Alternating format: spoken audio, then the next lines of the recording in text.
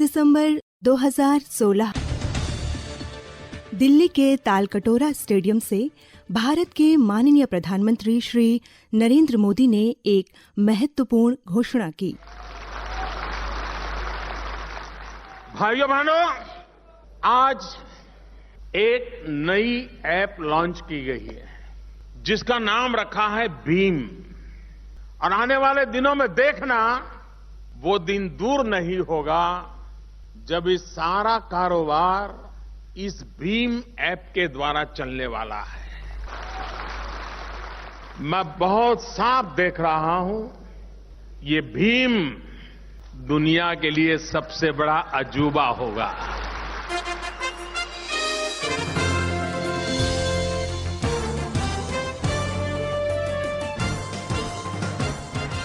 सन 2016 में जब भीम ऐप के रूप में भारत में पहली बार यूपीआई का शुभारंभ हुआ, तब इसकी सफलता को लेकर बहुत से लोग सशंकित थे, किंतु यूपीआई सारी शंकाओं को निर्मूल सिद्ध करते हुए वित्तीय लेन देन का सबसे लोकप्रिय माध्यम बन गया।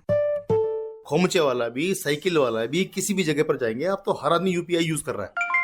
यूपीआई आज के दिन में वर्ल्ड का one of the safest application है। पहले हम लाइन में खड़े होकर जमा करते थे, पैसे निकालते थे। अब अपना यूपीआई के थ्रू ट्रांजैक्शन हो जाती है इजीली, टाइम भी कम लगता है, इजी भी है बहुत ज्यादा। दुनिया भारत के तरक्की का लोहा मानती है। जब आप इसको यूज कर रहे हैं तो आप देश हित में अपना योगदान दे रहे हैं। यूपीआई यानी यूनिफाइड पेमेंट इंटरफेस की शुरुआत के 2 वर्ष बाद ही कोविड ने दस्तक दे दी थी, किंतु भारतीय अर्थव्यवस्था कोरोना काल के संकट से उबरकर तेजी से आगे बढ़ने वाली अर्थव्यवस्थाओं में बनी रही। ब्रिटेन को पीछे छोड़ते हुए भारत विश्व की 5वीं आर्थिक महाशक्ति बन गया। इसमें यूपीआई का बहुत महत्वपूर्ण योगदान था। अब तक भारत डिजिटल लेन देन के मामले में दुनिया के तमाम देशों को पीछे छोड़ चुका था। भारतीय रिजर्व बैंक लोकपाल मनीष पराशर पिछले साल के चौथे क्वार्टर का मतलब अक्टूबर, नवंबर और दिसंबर में यूपीआई में 73% की लगभग बढ़ोतरी रिकॉर्ड की गई और वैल्यू के मामले में, ग्रॉस वैल्यू के मामले में 55% की बढ़ोतरी देखी गई। नंबर ऑफ ट्रांजैक्शंस देखिएगा तो आपको सुन के मतलब ये काफ़ी बड़ा नंबर है। 3 महीने में 2244.43 करोड़ ट्रांजैक्शंस हुए और इन ट्रांजैक्शंस की ग्रॉस वैल्यू 36.4 लाख करोड़ थी। जैसा मैंने बताया कि नंबर ऑफ ट्रांजैक्शंस 73% बढ़े, लेकिन ग्रॉस वैल्यू जो था वो 55% बढ़े। ये भी बताता है कि एवरेज टिकट साइज, मतलब एक ट्रांजैक्शन की एवरेज वैल्यू कितनी थी, वो नीचे आ रही है। उसमें प्लस पॉइंट क्या है? उसमें प्लस पॉइंट ये है कि छोटे से छोटे बिजनेस और छोटे से छोटे ट्रांजैक्शंस के लिए भी आज यूपीआई का यूज होने लग गया है।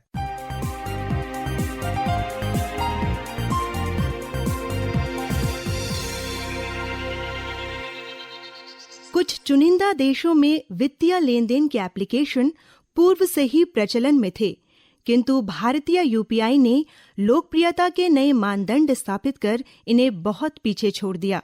यूपीआई के तरह की तो नहीं, लेकिन मिलती जुलती चीज़ें बाकी देशों में है। इनफैक्ट अगर आप देखिएगा तो चाइना, कोरिया, इन सब देशों में भी बहुत पहले इस तरह की चीज़ों को स्टार्ट किया गया था। वहाँ भी सर्टेन कंपनीज थी, लेकिन जो ईज़ ऑफ यूज़ हम कहते हैं, सहूलियत जो कहते हैं, वो अगर आप एक कंपैरेटिव स्केल पे नाप के देखें तो यूपीआई उनसे बेहतर है। अगर आप आज से 10 साल पहले के आंकड़े देखिए तो शायद चाइना और साउथ कोरिया हमारे से इलेक्ट्रॉनिक लेन देन के माध्यम में नंबर ऑफ ट्रांजैक्शंस और वैल्यू ऑफ ट्रांजैक्शन दोनों में हमसे आगे थे, बट पिछले 10 साल में हम उनसे कहीं आगे निकल चुके हैं। तो यूपीआई में जो सहूलियत है वो डेफिनेटली इनसे बेटर है और आज बहुत से कंट्रीज़ यूपीआई को अपने देश में रेप्लिकेट करना, मतलब इससे मिलती जुलती चीज़ या यूपीआई को ही अपने देश में लगाने में बहुत इंटरेस्टेड है। डिजिटल लेन देन की इस सफलता की कहानी को दोहराने के उद्देश्य से भूटान, नेपाल, ओमान, संयुक्त अरब अमीरात, फ्रांस, मलेशिया और ब्रिटेन जैसे देश इसे अपना चुके हैं। हाल ही में ये ऐप सिंगापुर भी जा पहुंचा है। राज्य स्तरीय बैंकर्स कमेटी उत्तराखंड के सहायक महाप्रबंधक नरेंद्र रावत: अभी सिंगापुर के साथ में हमारा हाल ही में टाई अप हुआ है तो इसमें सबसे बड़ा फ़ायदा ये जो छोटे मोटे हमारे खर्चे हैं, जो व्यापार हैं, उसमें यह फ़ायदा करेगा। और सबसे बड़ा फ़ायदा तो करेगा जो हिंदुस्तानी बच्चे वहाँ पे पढ़ रहे हैं सिंगापुर में। Manish Parashar. Basic technological terms में इसका मतलब देखिएगा तो सिंगापुर की जो पे नाउ है और हमारा यूपीआई आपस में ये एक दूसरे से बात करने लग गए हैं। इसका मतलब सिंगापुर के पे नाउ के जो यूजर्स हैं और हमारे यूपीआई के जो यूजर्स हैं वो एक दूसरे से पैसे का लेन देन कर सकते हैं। अब मान लीजिए आपको कोई रिलेटिव हैं, आपके बच्चे अगर सिंगापुर में पढ़ते हैं तो आपको महीने उनको पैसा भेजना पड़ता है। आज के दिन में आपको अपने बैंक जाके एक एप्लीकेशन देके सिंगापुर डॉलर खरीद के फिर वहाँ भेजना पड़ता है। अभी 2 मिनट के अंदर आपके पैसे ट्रांसफ़र हो जाएंगे, उससे भी कम में, और तुरंत आप अपने जैसे व्हाट्सएप पे आप रसीद भेज देते हैं, लो बेटा पैसा आ गया। तो it will become as easy as that. UPI की इस आश्चर्यजनक सफलता का राज क्या है भला? एक इलेक्ट्रॉनिक मीडियम ऑफ ट्रांसफ़र में 3 मूल विशेषताएं होनी चाहिए। सुरक्षित होना चाहिए, एक आम आदमी को यूज़ करने में बहुत आसान होना चाहिए और आराम से उपलब्ध होना चाहिए। तो इन तीनों चीज़ों को यूपीआई तीनों बॉक्स में टिक करता है और इतना आसान है, आपको कैश निकाल के देने में जितना समय लगेगा उससे कम समय में आप यूपीआई का यूज़ करके लेन देन कर सकते हैं, चाहे वो किसी आदमी को पैसा देना हो या एक सब्जी वाली की दुकान पे जाके सब्जी खरीदनी हो। यदि सुरक्षा की बात की जाए तो इसमें यूपीआई का कोई सानी नहीं। नरेंद्र रावत। यूपीआई 101% सुरक्षित है, बशर्ते मोबाइल में अपने पास में रखूं और अपना एम पिन मैं कभी भी किसी को भी डाइवल्ज ना करूं, मैं उसको बताऊं ना। अगर ये सारी चीज़ें आप केयर करते हैं तो आपका मान के चलिए यूपीआई 100% सेफ है। अगर कोई एप्लीकेशन मार्केट में आता है और वो हमारे सुरक्षा के मानदंडों पे खरा नहीं उतरता है तो हम उसे अलाउ नहीं करते हैं। भारतीय रिजर्व बैंक लोकपाल कार्यालय को आए दिन डिजिटल भुगतान में गड़बड़ियों की कई शिकायतें मिलती हैं। इन शिकायतों का विश्लेषण क्या कहता है आरबीआई लोकपाल मनीष पराशर? हमारे एनालिसिस के हिसाब से ये बात निकल के आती है कि 99.9 मतलब 99.9% केसेस में जो गलती होती है वो कस्टमर के बिहाफ पे ही होती है। रिजर्व बैंक ने पूरे इंडिया में एक ऐसा सिस्टम रखा हुआ है जो वर्ल्ड में, ये दुनिया में कहीं और यूज़ नहीं किया जाता है, जिसे हम कहते हैं 2 फैक्टर ऑथेंटिकेशन।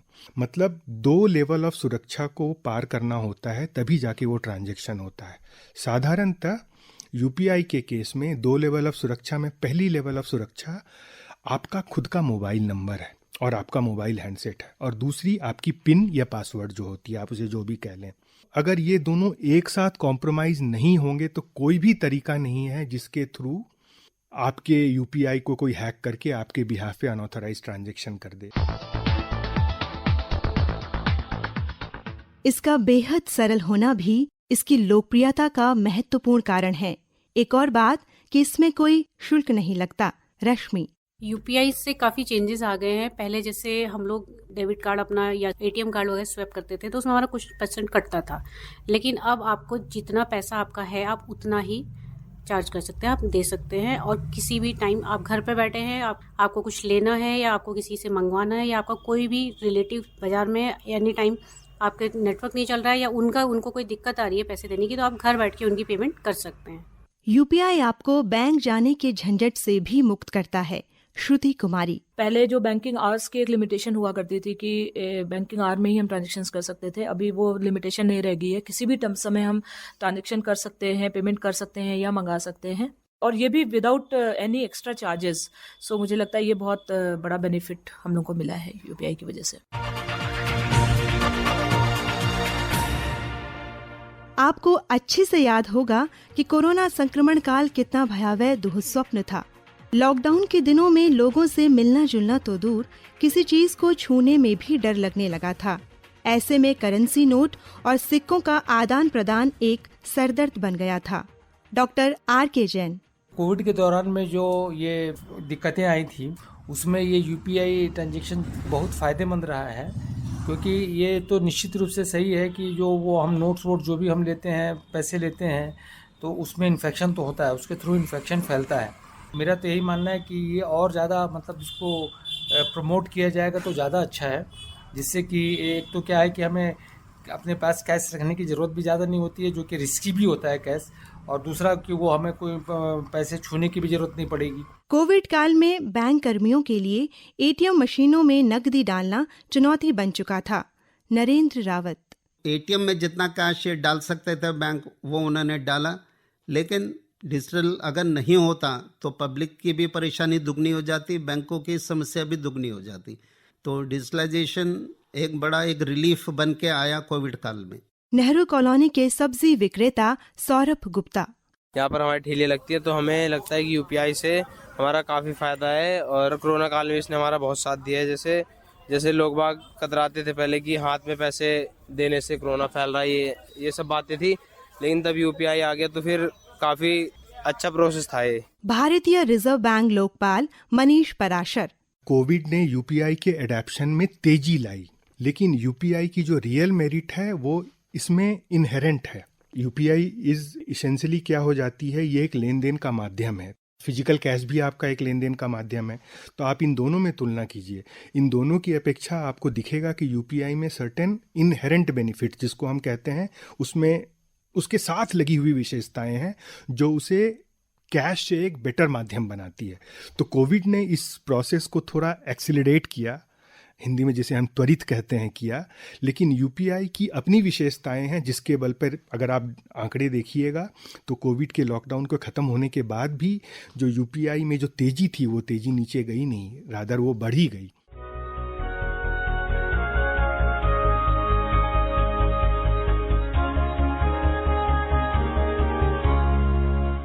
भारत के माननीय प्रधानमंत्री श्री नरेंद्र मोदी ने 15 अगस्त 2014 को लाल किले की प्राचीर से दुनिया के सबसे बड़े आर्थिक भागीदारी वाले कार्यक्रम जन धन योजना की घोषणा की।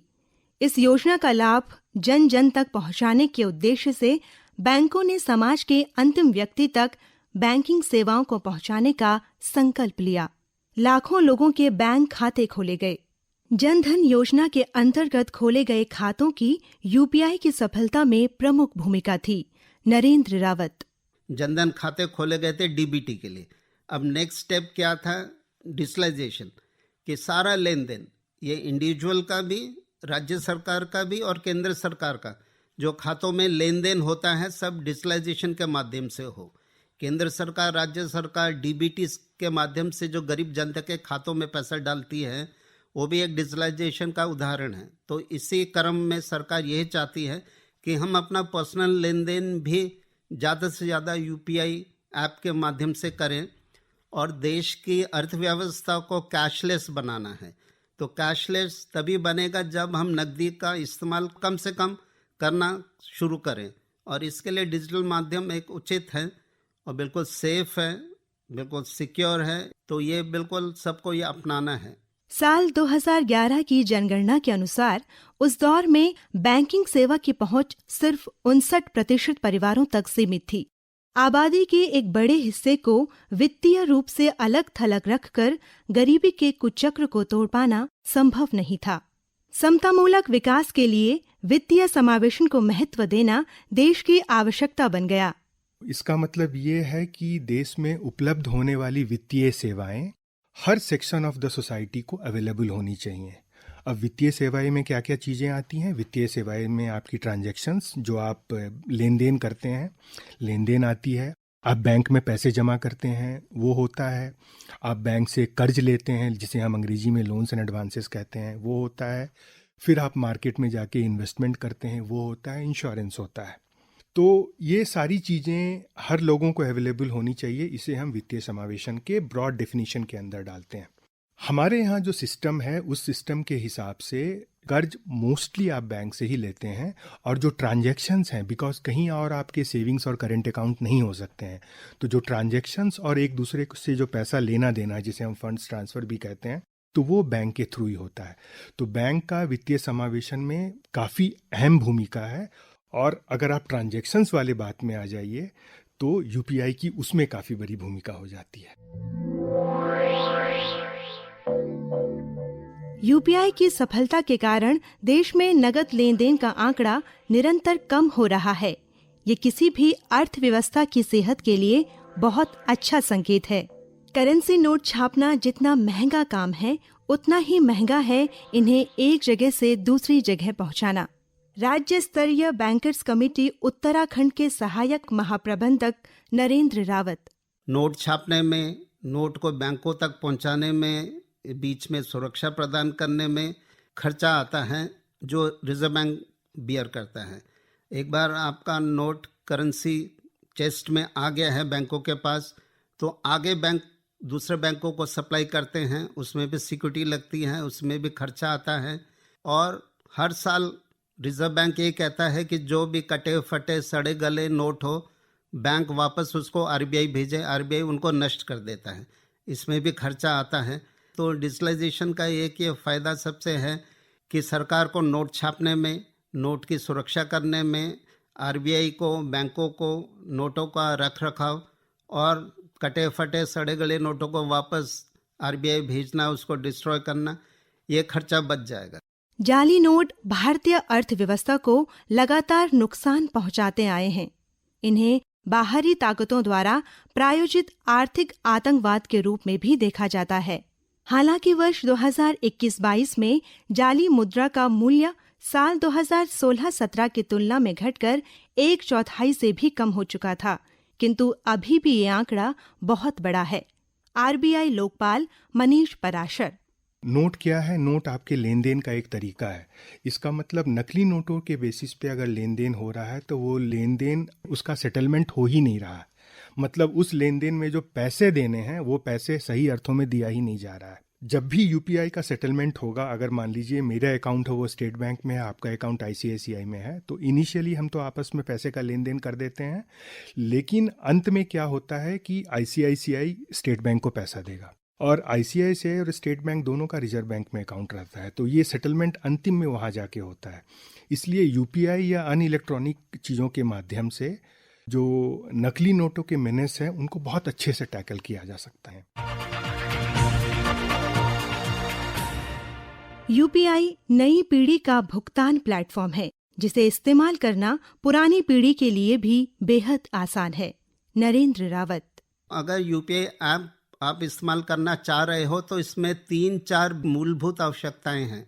सबसे पहला बात तो ये है कि आपका एक रनिंग अकाउंट किसी बैंक में होना चाहिए। उस बैंक के खाते में आपका मोबाइल नंबर रजिस्टर्ड होना चाहिए। ओटीपी आपके उसी नंबर पे आएगा जो नंबर आपके बैंक के खाते में आपने रजिस्टर कराया है। आप एक खाता उसमें लिंक कर सकते हो या 2 कर सकते हो या 4 कर सकते हो, इसमें कोई बंदिश नहीं है। आपके पास इंटरनेट सुविधा उपलब्ध होनी चाहिए। तो ये 3 चीज़ें हैं जो आपको बहुत ज़रूरी है। कोई भी यूपीआई का ऐप डाउनलोड करके उसको इस्तेमाल करने से पहले ये चीज़ों का आप ध्यान रखिएगा। मनीष पराशर। गूगल ने यूपीआई को यूज़ करके निकाला। भीम एक ऑफिशियल ऐप है सरकारी, जिसके पीछे भी यूपीआई काम करता है। तो नाम अलग अलग है, आप इसे ब्रांड नेम कह सकते हैं, बट मूलतः इन सारे एप्लीकेशंस के पीछे का जो एक्चुअल फंक्शनैलिटी है, जो एक्चुअल काम करता है, वो यूपीआई ही है। यूपीआई प्रणाली एक ऐसा मानक है जिसे 200 से अधिक भारतीय बैंक अपना चुके हैं। मेरे ख्याल से दर्जन ऐसे बैंक हैं जिन्होंने खुद का यूपीआई ऐप बना रखा है। तो अगर मान लिया जाए आपका स्टेट बैंक में खाता है तो आप स्टेट बैंक का योनो ऐप डाउनलोड कर सकते हो। कुछ एक बैंकों ने थर्ड पार्टी के साथ में टाई अप करके ऐप बना रखे हैं। अगर आप किसी बैंक का ऐप नहीं लेना चाहते हो तो गूगल प्ले स्टोर में जाके आप फ़ोन पे, पेटीएम, गूगल पे ये ऐप डाउनलोड कर सकते हैं अपने आप में।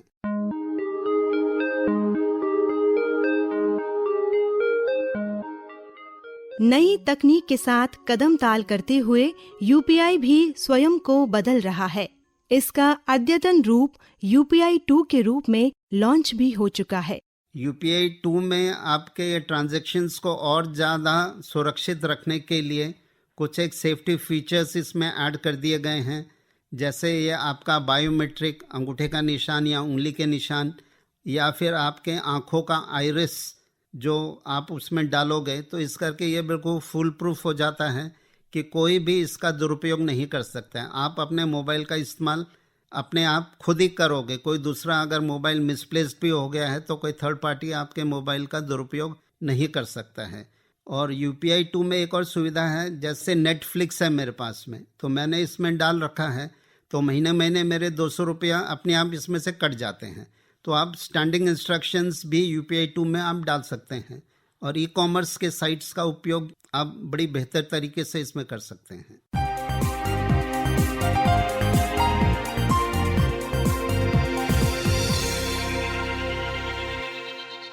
अभी भी देश के पहाड़ी इलाकों में इंटरनेट सुविधा का पर्याप्त प्रसार नहीं हुआ है। ऐसे क्षेत्रों के लिए UPI 123 डिजाइन किया गया है, जो बिना इंटरनेट सुविधा के भी वित्तीय लेनदेन को संभव बनाता है। एज ऑफ नाउ जो हम और आप यूज़ करते हैं उसके लिए स्मार्टफोन के साथ एक डेटा कनेक्शन चाहिए। डेटा कनेक्शन का मेरा मतलब है कि आपके फ़ोन पे इंटरनेट होना चाहिए। लेकिन ये भी हकीकत है कि आज के दिन में हमारे देश में बहुत से ऐसे लोग हैं जिनके पास मोबाइल फ़ोन तो है, लेकिन वो फ़ोन एक फ़ीचर फ़ोन जिसे हम कहते हैं वो है और उसमें इंटरनेट नहीं आता है। तो UPI उस चीज़ को भी सपोर्ट करता है। वहाँ हम एक टेक्निकल वर्ड यूज़ करते हैं USSD। अगर आपको याद होगा, आज से 10 साल पहले जब हम रेलवे में बुकिंग करते थे, तो अगर हमारी रेलवे में टिकट वेट लिस्टेड होती थी तो हम उस टिकट का स्टेटस जानने के लिए एक पर्टिकुलर तरीके से SMS भेजा करते थे, जैसे PNR, उसके बाद हमने स्पेस दे दिया, ये PNR नंबर है, स्टेटस। तो उसी टेक्नोलॉजी को यूज़ करते हुए ऑफलाइन मोड में भी UPI काम करता है। लेकिन जिस तरीके से आजकल हमारे यहाँ 4G 5G का पेनिट्रेशन बढ़ रहा है और देश में दिन दुनी रात चौगनी तरीके से इंटरनेट का पेनिट्रेशन हो रहा है, इन चीज़ों की ज़रूरत कम पड़ेगी।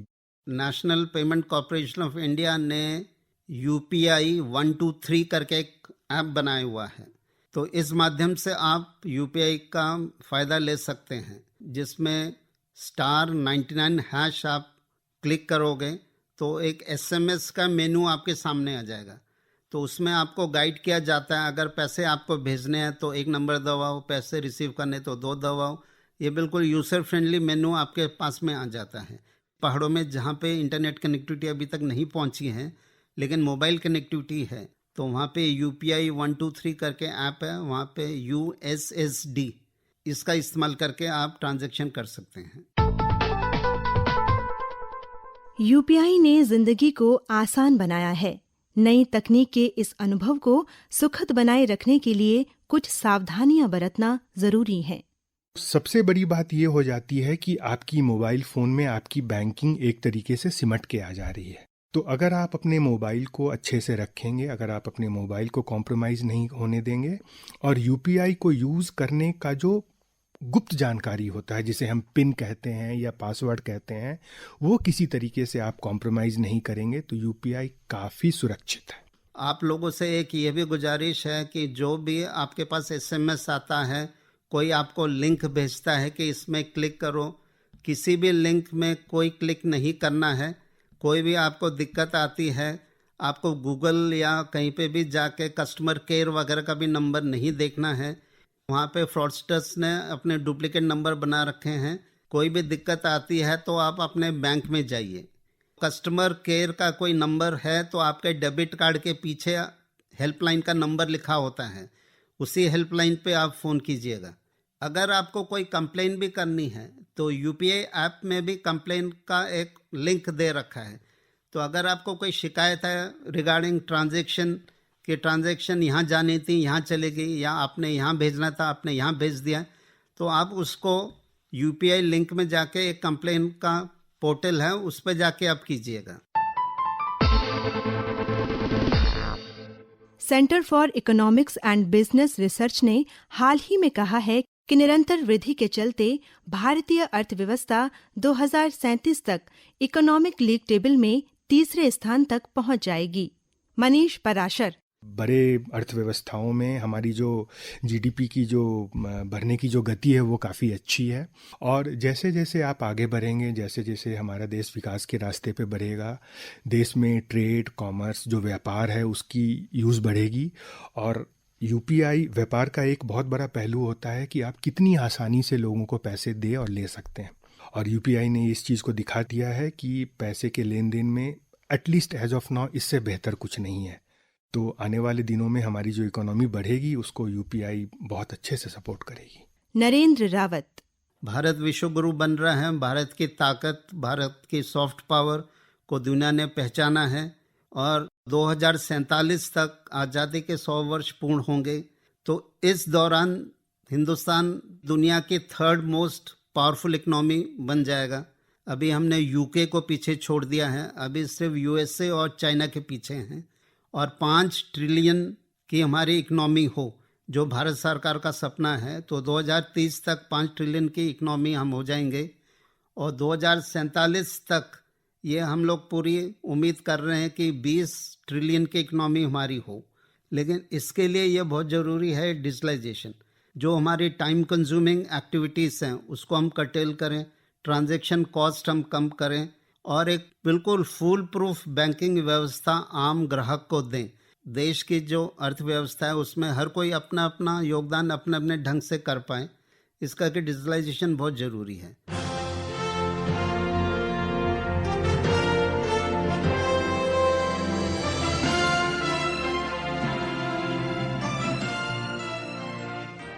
यूपीआई की सफलता ने सिद्ध कर दिया है कि अर्थव्यवस्था को पारदर्शी और मजबूत बनाने के लिए भारतीय बेहद उत्सुक हैं।